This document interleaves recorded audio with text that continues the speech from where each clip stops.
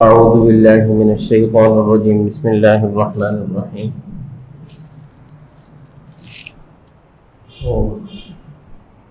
وإذا أخذ الله ميثاق النبيين لما آتيتكم من كتاب وحكمة ثم جاءكم رسول مصدق لما معكم لتؤمنن به ولتنصرنه قال أأقررتم وأخذتم على ذلكم إصري قالوا اقررنا قال فاشهدوا وانا معكم من الشاهدين وقال رسول الله صلى الله عليه وآله وبارك وسلم أن دعوة أبي إبراهيم وبشرى عيسى ورؤيا أمي التي رأت حين وضعتني خرج منها نور فأضاءت لها قصور الشام أو كما قال عليه الصلاة والسلام۔ وقت کافی ہو گیا ہے، گفتگو سیرت النبی صلی اللہ علیہ وآلہ وبارک وسلم کے ایک پہلو اور نبی علیہ الصلوۃ والسلام کی ولادت کے حوالے سے آپ سن چکے ہیں۔ 5 سے 10 منٹ میں اپنی چند گزارشات پیش کر کے بات مکمل کروں گا۔ میلاد النبی صلی اللہ علیہ وآلہ وبارک وسلم کا مطلب جو ہمارے ہاں ہے وہ سیوطی رحمۃ اللہ تعالی علیہ نے بھی لکھا ہے، بعد کے متاخرین نے بھی لکھا ہے کہ محفل میں رسول اکرم کی ولادت کا تذکرہ کرنا اور زندگی کے واقعات بیان کرنا یہ میلاد ہے۔ اگر اس تناظر میں آپ دیکھتے ہیں تو عالم ارواح کی ایک مجلس ہے، میر مجلس رسول اکرم صلی اللہ علیہ وسلم کے بارے مطلب موضوع جو ہے اس محفل کا وہ رسول اکرم صلی اللہ علیہ وسلم کی آمد کا تذکرہ ہے اور کرنے والا خود باری تبارک و تعالی ہے۔ چنانچہ قرآن مجید فرقان حمید میں عالم ارواح کی 2 مجالس کا ذکر ہے، ایک وہ خاص مجلس کا ذکر ہے اور ایک عام مجلس کا ذکر ہے۔ عام مجلس کے ذکر میں تو تمام انسانوں کے عالم ارواح ہے اور عالم ارواح سے اللہ تبارک و تعالی نے فرمایا الست بربکم، کیا میں تمہارا رب نہیں ہوں؟ قالوا بلا، سب نے کہا عالم ارواح میں ہے ہمارا رب۔ ایک ہی عام مجلس کا ذکر قرآن مجید میں 24ویں پارے میں اللہ نے فرمایا کہ عالم ارواح کی یہ ایک عام مجلس تھی۔ عالم ارواح کی اس سے بھی پہلے ایک خاص مجلس منعقد کی گئی ہے جس میں اللہ تبارک و تعالی خود قرآن مجید میں ارشاد یہ فرما رہا ہے کہ جب اللہ تبارک و تعالی نے انبیاء کرام علیہ السلام سے ایک وعدہ لیا، اس وعدے کا تذکرہ یوں فرمایا کہ انبیاء موجود ہیں اور انبیاء سے یہ بات کی جا رہی ہے کہ اذ اخذ اللہ میثاق النبیین کے محبوب اس وقت کو یاد کیجئے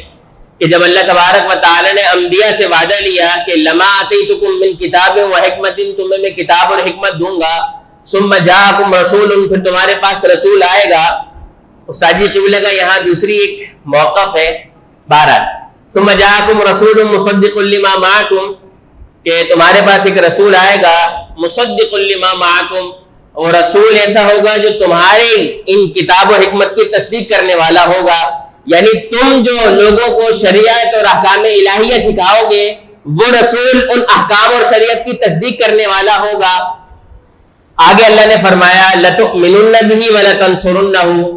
کہ تم ان کی مدد بھی کرو گے، ان پر ایمان لاؤ گے، ان کی مدد بھی کرو گے۔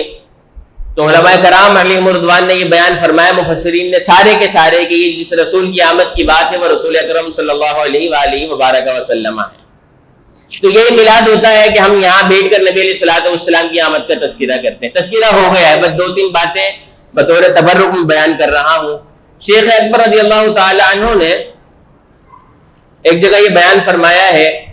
کہ رسول اکرم صلی اللہ علیہ وسلم کو اللہ تبارک و تعالی نے بڑی فضیلتیں عطا فرمائی ہیں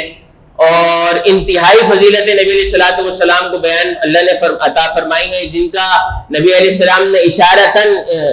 ارشاد بھی فرمایا، جیسے انا سید الناس یوم القیامہ ولا فخر، انا سید ولد آدم، اس طرح کر کے۔ لیکن اگر کوئی سوال یہ کرے کہ رسول اکرم کی ایک اور حدیث مبارکہ ہے جس میں نبی علیہ السلام نے فرمایا لا تفضلونی، مجھے فضیلت مت دیا کرو،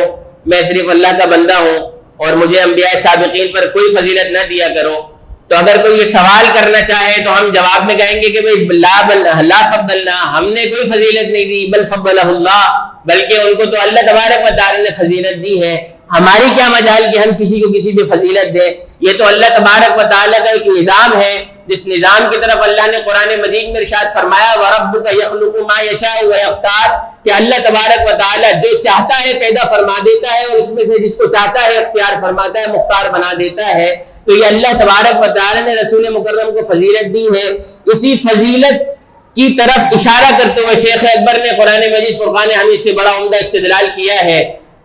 آپ فرماتے ہیں کہ یہی وجہ ہے کہ اللہ تبارک و تعالی نے حضرات انبیاء کرام علیہم الرضوان کے بارے میں فرمایا فَبِهُدَاهُ مُقْتَدِي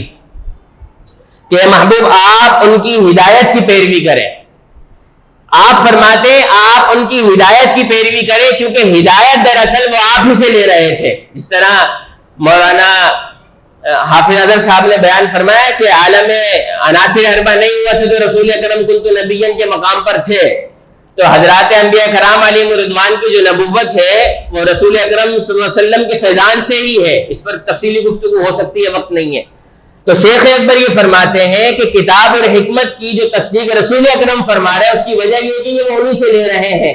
تو گویا کہ رسول اکرم صلی اللہ علیہ وسلم کی جو شریعت ہے وہ آدم بھی اسی کو بیان کر رہے ہیں، وہ حضرت نوح بھی اسی کو بیان کر رہے ہیں، حضرت موسیٰ و ہارون بھی اسی کو لے کے چل رہے ہیں۔ یہی وجہ ہے کہ رسول اکرم آخر میں آ کے یہ فرماتے ہیں اگر رسول حضرت موسیٰ زندہ ہوتے تو ان کو بھی میری اتباع کرنی پڑتی، اس لیے کہ ہدایت تو میری ہی طرف سے ان کے پاس جا رہی ہے۔ شیخ اکبر فرماتے ہیں یہی وجہ ہے کہ ہم نے نبی علیہ السلام کو کوئی فضیلت نہیں دی بلکہ اللہ تبارک و تعالی نے فضیلت دی ہے، اور اسی طرف اشارہ کرتے ہوئے فرمایا فَبِهُدَاهُ مُقْتَدِي کہ آپ ان کی ہدایت کی پیروی کریں، اسی ہدایت کی جو ہدایت من جانب اللہ ہے اور انبیاء کو آپ سے حاصل ہوئی ہے۔ یہ نہیں فرمایا کہ فَبِهِ مُقْتَدِي کہ ان انبیاء کی اقتداء کریں، اس لیے کہ یہ انبیاء تو آپ کے نائبین ہیں، یہ تو آپ کے نیابت میں دین اسلام پہنچانے والے ہیں، چاہے وہ آدم ہو حضرت عیسیٰ تک جتنے بھی آئے ہیں وہ سب آپ کی اقتداء میں پہنچا رہے ہیں۔ رسول اکرم صلی اللہ علیہ وآلہ وبارک وسلم کے بارے میں ایک بات اور کر کے اپنی بات مکمل کر رہا ہوں۔ رسول اکرم صلی اللہ علیہ وسلم نے فرمایا، میں نبی علیہ السلام سے صحابہ نے پوچھا آپ اپنے بارے میں بیان کریں، جس طرح محبین کہتے ہیں، تو صحابہ کرام نے فرمایا اپنے بارے میں بتائیں کچھ۔ مطلب یہ تھا کہ جو جسمانی صورتیں وہ تو ہمیں پتہ ہی ہیں، ہم نے اب کیا دادا سے سن لی ہیں، کچھ پھپھو سے سن لی ہیں، کچھ خاندان والوں سے سن لی ہیں، اپنے بارے میں کچھ خاص بتائیں۔ تو نبی صلی اللہ علیہ وسلم فرمایا انا دعوت ابی ابراہیم، میں اپنے باپ ابراہیم کی دعا ہوں۔ وقت نہیں ہے میرے پاس ورنہ میں گفتگو ضرور کرتے اس کے اوپر۔ میں اپنے والد صاحب ابراہیم کی دعا ہوں، اور یہ ابراہیم کی دعا وہ ہے عزیزان محترم کہ قرآن مجید نے پورے ایک رکوع اس کے لیے مختص کیا ہوا ہے، اور اگر کوئی بندہ اس کو پڑھے اور پڑھنے کے بعد امتم مسلمۃ لک اور وبعث فیہم کا تعلق دیکھے تو سبحان اللہ اس پر بہت ساری چیزیں آشکار ہو جاتی ہیں۔ اس کے بعد فرمایا وبشریٰ عیسیٰ، ابراہیم کی دعا ہو وبشریٰ عیسیٰ، اور وہ جو بنی اسرائیل کو ایک بشارت دی گئی تھی وہی فاران کی چوٹیوں سے نکلے گا وہی، اور فرمایا کہ وہ اپنی والدہ کا خواب ہوں کہ وہ انہوں نے دیکھا تھا جب میں دنیا میں آ رہا تھا، اور ایک نور میری صورت میں نکلا جس سے انہوں نے محلات شام کے دیکھ لیے تھے۔ اب یہ رحمت کی بات ہو گئی، عطائی کی بات ہو گئی، وہ ساری باتیں آپ ذرا ذہن میں رکھیں۔ تو رسول اکرم نے یہ فرمایا کہ میں اپنی والدہ کا وہ خواب ہوں کہ جب میں دنیا میں آ رہا تھا تو انہوں نے مجھے دیکھا، اس نور کو نکلتے ہوئے دیکھا کہ انہوں نے شام کے محلات دیکھ لیے۔ اب یہ رسول اکرم صلی اللہ علیہ وسلم نے اپنے بارے میں خاص باتیں بیان فرمائی ہیں، اور جب رسول اکرم نے اس حدیث مبارکہ میں بتا دیا کہ میں وہی خواب ہوں جو والدہ نے دیکھا تھا، تو اور بات پکی ہو گئی کہ جی وہی خواب ہے، اور حضرت آمنہ نے بیان کیا تھا وہ پکی سچی بات ہو گئی۔ اس میں جو سوچنے والی بات ہے، بیان کرنے والی بات ہے، وہ یہ کہ حضرت ابراہیم نے 4 باتیں اس نبی مبعوث کے بارے میں بیان کی تھی۔ یتلو علیہم آیاتہ کہ وہ نبی کیا کرے گا، آیات اللہ کی تلاوت کرے گا، یعلمہم الکتاب والحکمہ کتاب و حکمت بیان کرے گا، کتاب و حکمت سکھائے گا، ویزکیہم اور تزکیہ کرے گا۔ یہ 4 منصب ہوتے ہیں جو حضرت ابراہیم نے نبی آخر الزماں کی پیدائش کی اپنی نسل میں دعا مانگی، اور یہ 4 انہوں نے منصب بیان کیے، اور قرآن مجید نے بھی 4 منصب ہی کو بیان کر کے رسول اکرم کی ولادت کا مومنین پر احسان جتلایا، اور ایک جگہ اپنا تعارف سورۃ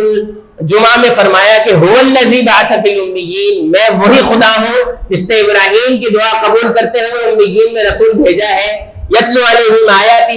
ویزکیہم ویعلمہم الکتاب والحکمہ، کہ ان کو تزکیہ کرتے ہیں، ان کو تلاوت قرآن سکھاتے ہیں، ان کو کتاب اللہ کی تعلیم دیتے ہیں، ان کو حکمت کی تعلیم دیتے ہیں۔ وَإِن كَانُوا مِن قَبْلُ لَفِي ضَلَالٍ مُبِينٍ، کہ یہ رسول مکرم سے پہلے کھلی گمراہی میں تھے، ان کو معلوم کچھ نہیں تھا، دین کا نہیں پتا تھا، توحید کا نہیں پتا تھا، دنیا میں آنے کے مقاصد کا نہیں پتا تھا۔ رسول مکرم نے آ کے ان کو ساری چیزیں وحی کے ذریعے بتائی ہیں اور خود کر کے دکھایا، یہاں تک کہ جو لوگ اور خود راہ پر نہیں تھے وہ لوگوں کے رہادی بن گئے، لوگوں کے رہنما بن گئے۔ اور آگے آیت ہے وَآخَرِينَ مِنْهُمْ لَمَّا يَلْحَقُوا بِهِمْ، یہ رسول مکرم نہ صرف ان پر تلاوت کرتے ہیں بلکہ جو ابھی تک رسول مکرم اور صحابہ کے ساتھ نہیں ملے، یعنی بعد میں آنے والے لوگ، یہ ان کو بھی تلاوت قرآن سکھاتے ہیں، ان کا بھی تزکیہ کرتے ہیں، ان کو بھی کتاب سکھاتے ہیں، ان کو بھی حکمت سکھاتے ہیں۔ یہ کیسے ممکن ہے؟ یہ حضرات صحابہ کرام کی جماعت سے ممکن ہوا، انہوں نے تابعین بنائے، تابعین نے تبع تابعین بنائے، وہ ایک سلسلہ رسول مکرم صلی اللہ علیہ وسلم کا دین اسلام کا چلتا رہا، آج ہم تک پہنچا ہے۔ آج امت کے علماء ہیں، بالخصوص سادات جو رسول مکرم صلی اللہ علیہ وسلم سے نسبت جامع رکھتے ہیں، وہ یہ ساری چیزیں پہنچا رہے ہیں۔ عزیزان محترم، آخری بات ہے، اللہ تبارک و تعالی نے صحابہ کرام کی جو آپس کی قبائل کی دشمنیاں تھیں قبل الاسلام، اس کو بیان کرتے ہوئے فرمایا وَاذْكُرُوا نِعْمَةَ اللَّهِ عَلَيْكُمْ، اس وقت کو یاد کرو، اللہ کی خاص نعمت کو یاد کرو۔ ابن عباس نے کہا یہ نعمت محمد رسول اللہ ہے صلی اللہ علیہ وسلم، کہ اذ کنتم اعداء، تم دشمن تھے، ذرا ذرا سی بات پہ دشمنی ہو جاتی تھی، عرب والے جانتے ہیں، عرب کے مطالعے والے جانتے ہیں۔ اللہ نے فرمایا فَأَلَّفَ بَيْنَ قُلُوبِكُمْ، تو اللہ نے تمہارے دلوں کے درمیان الفت ڈال دی، فَأَصْبَحْتُمْ بِنِعْمَتِهِ إِخْوَانًا، اور اس الفت کا یہ نتیجہ نکلا کہ اس نعمت یعنی محمد الرسول اللہ کے ذریعے تم بھائی بھائی بن گئے۔ تو عزیزان محترم، جس طرح اس وقت آج سے 1400 سال پہلے رسول مکرم کی وجہ سے دشمنیاں ختم ہوئی، رسول مکرم نے بھائی بھائی بنایا، ریاست مدینہ بنائی، اسلام پہنچایا، آگے صحابہ کرام نے اس کے لیے محنتیں کریں۔ عزیزان محترم، امت کے پاس آج بھی یہی طریقہ ہے، آج بھی وہ نقطہ اتحاد سیدنا محمد رسول اللہ صلی اللہ علیہ وآلہ وبارک وسلم ہے، انہی کی تعلیمات ہیں، انہی کے فرامین ہیں، اور بالخصوص وہ لوگ ہیں جن کو ان سے کامل ترین نسبت ہے، ان کے پاس آپ آئیں، ان کے پاس بیٹھیں، ان سے سیکھیں، وہ آپ کو بتائیں گے دین اسلام کیا ہے، رسول اللہ صلی اللہ علیہ وسلم کی تعلیمات کیا ہے، فرامین کیا ہے۔ یہی میلاد النبی کا مبعث ہے، مقصد ہے، یہی میلاد النبی کا مذہب ہے۔ اللہ تبارک و تعالی ہمیں رسول مکرم صلی اللہ علیہ وآلہ وبارک وسلم سے کامل محبت، ان کی اطاعت اور ان سے کامل نسبت رکھنے والے علماء، صلحاء اور امتیوں سے محبت کرنے کی، محبت رکھنے کی، مجالست رکھنے کی، علم دین سیکھنے کی توفیق عطا فرمائے۔ گفتگو میں کوتاہی غلطی ہو گئی معاف فرمائے۔ وآخر دعوانا الحمدللہ رب العالمین۔